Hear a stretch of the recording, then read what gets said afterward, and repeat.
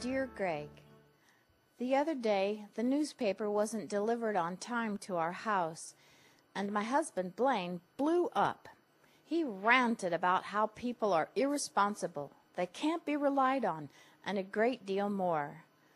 Later in the day he felt a little sheepish about overreacting, and he said, "I don't know why I get so upset over something like that. I suppose it's really not that big a deal." I suggested that he just wasn't feeling loved, and he actually got irritated. He said, "What does feeling loved have to do with a newspaper? You're always trying to make it about real love. That's ridiculous. Sometimes you just get irritated because something gets in your way, and there's nothing wrong with that. Anger is just a natural response sometimes."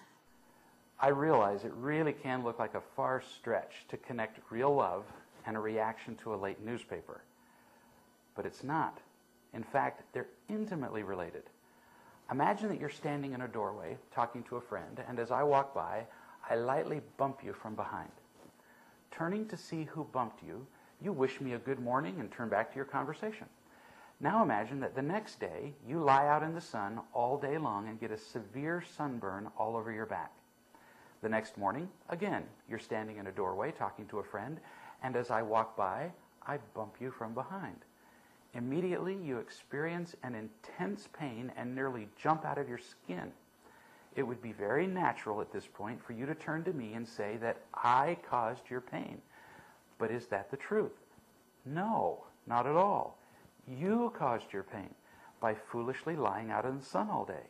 And I played a very small part in the incident by touching your back. In fact, we proved that I couldn't have caused your pain. If touching your back caused your pain, you would have felt that pain both times I touched you, but you didn't. What was the difference on the two occasions? You, not me. I was guilty only of touching your back, which would have meant absolutely nothing to you if you hadn't been sunburned. Without enough real love, we lack a sufficient supply of the one thing we need more than anything else in the world to be happy. I cannot overemphasize that. Without it, we are empty and afraid. Emotionally and spiritually, we are literally in pain almost all the time.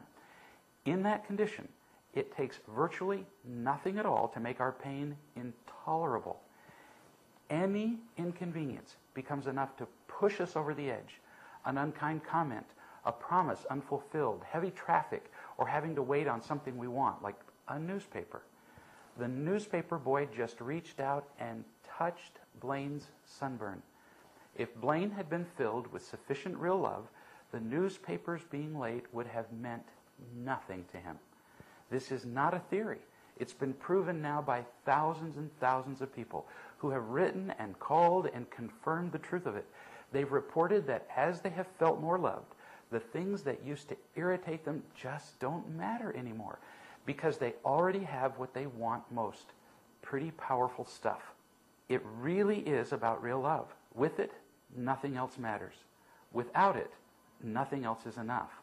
And then so many events become intolerable wounds. Now, you notice that Blaine became irritated when you told him it was about real love.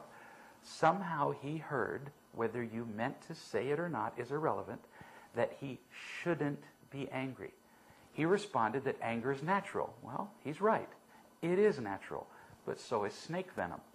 And both are deadly. Just because it's natural doesn't make it productive. Am I saying that Blaine or anyone else shouldn't be angry or frustrated? Of course not. When I talk about the dangers of anger, people often hear me say that they don't have a right to be angry. Sure they do, but they also have a right to stick beans up their nose, and the two activities are actually comparable. We have a right to do both, but why in the world would we want to when the results are uniformly awful? I'm not saying people shouldn't be angry.